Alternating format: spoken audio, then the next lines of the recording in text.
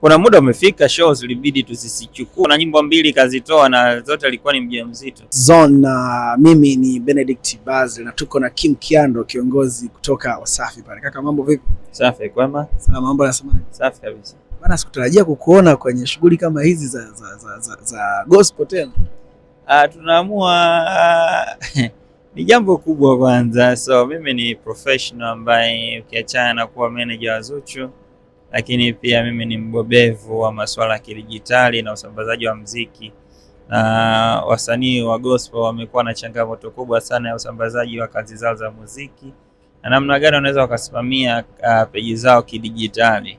Kwa hiyo Ekma walinitafuta na kuniomba nije niwasaidie kidogo katika kutoa elimu na mafunzo kwa wanamuziki wa Injili, kwa sababu wako nyuma sana, na mimi nikasema hili jambo ni jambo kubwa na ni jambo la Mungu. Kwa hiyo lazima nije na mwenyewe nitoe ujuzi wangu kidogo, na kama walivyoona tumemaliza salama, watu wamepata vingi sana vya kujifunza.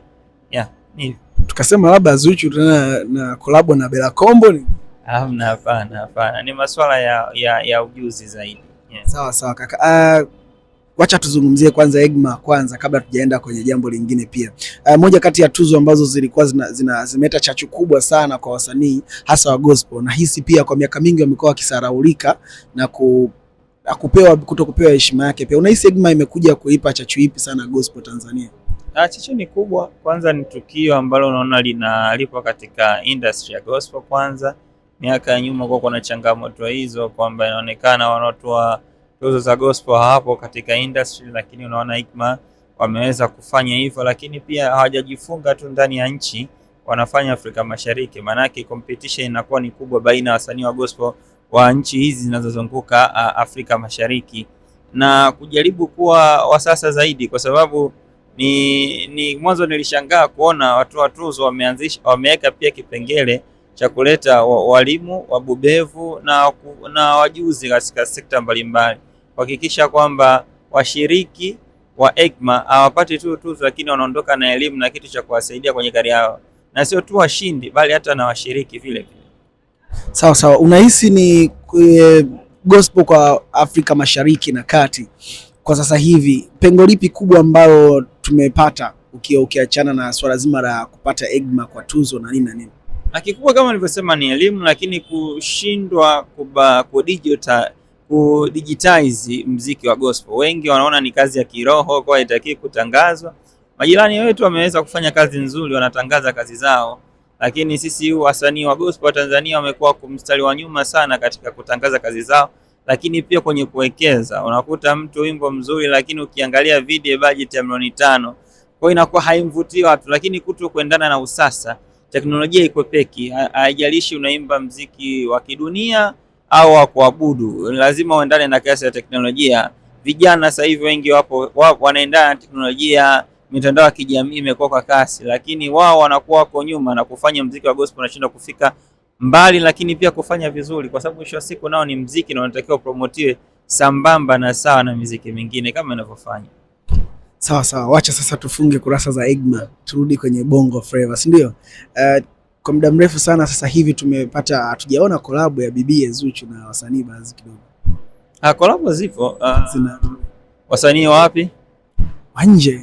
Wa nje ya Tanzania? Yeah.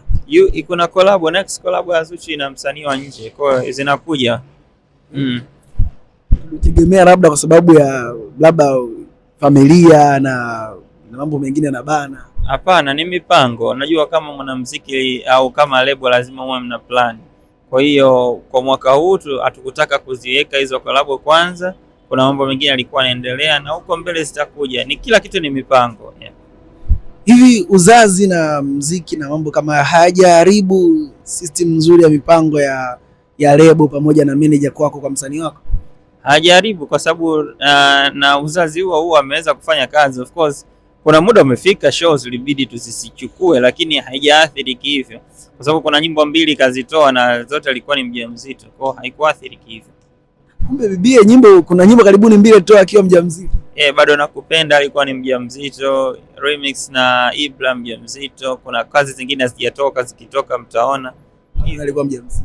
Yeah. Okay, sawa. Hivi nilitaka nitambue Wasafi kama Wasafi kwa Zuchu Zuhura ni moja kati ya msanii pendwa sana kwenye lebo na anaingiza fedha kubwa sana kwenye lebo, sio? Wasanii wote Wasafi ni wasanii pendwa, hatubagui wala hatuweki matabaka. Wasanii wote Wasafi ni wasanii pendwa na wote wanatuingizia kipato na wenyewe wanajiingizia kipato na wote tunawapa support ile ile kutokana na kazi zao wanazozifanya. Kwako wewe ipi ambayo unaipa kipaumbele sana? Ni collab za ndani ya Wasafi au collab za nje ya Wasafi? Kila kazi na umuhimu wake. Huwezi kutenganisha. Mwisho wa siku ni kazi. Kwa hiyo yani hiyo ya ndani hiyo ya nje zote zinapewa kipaumbele kile kile. Kitakachobadilika ni focus. Maana kama ni ya nje utafocus na nchi husika ambao msanii anatoka na nchi yenu, kama ni ya ndani zaidi na nje pia. Kwa kila kazi inakuwa na strategy yake. Namaanisha ndani ya lebo. Wasanii wa ndani. Sasa muziki hauko hivyo kwa sababu muziki yani huwezi kusema eti nikawekeza nguvu kubwa kwa nje kwa sababu unaweza kaachia nyimbo na msanii wa nje na usifanye vizuri. Kwa sisi kama lebo tunahakikisha kila kazi inayotoka inapewa nafasi ya kupewa support ipasavyo na ikionyesha dalili ya kufanya vizuri zaidi basi na nguvu inaongezeka. Sawa sawa. Tumeona Nandi Festival, tumekutana na show nyingi za wasichana wa kike. Tutarajie pia Zuchu andaye Zuchu Festival au pengine Zuchu Tour. Inshallah Mwenyezi Mungu akitujalia inaweza tukafanya. Sababu si muziki bado unaendelea kufanyika. Kwa hiyo yote inaweza likatokea huko mbele. Mpaka sasa Zuchu ana muda gani kwenye muziki?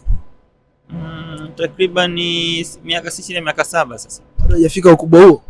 Sasa kila kitu kina mipango. Yani unajua huwezi kukimbia kila mbio. Unajua kila kitu kinakuwa kina mipango yake. So sisi focus yetu iko tofauti na wengine. Haijalishi ni muda au vipi. So kila mmoja anakuwa na mipango yake. Ni kama juzi mlimwona Zuchu alikuwa na Imbejo Masterclass.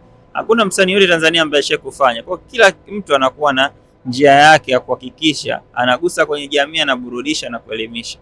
Sawa sawa. Kwa hiyo tutarajie pia Zuchu kuja kuwa na lebo na nini au hapo mbeleni. Hivyo vitu ni vitu vya mbele, kwa sasa hivi kuviongelea na kwa kidogo it makes sense. Sawa sawa. Shukrani. Pamoja sana. Shukrani. Asante sana.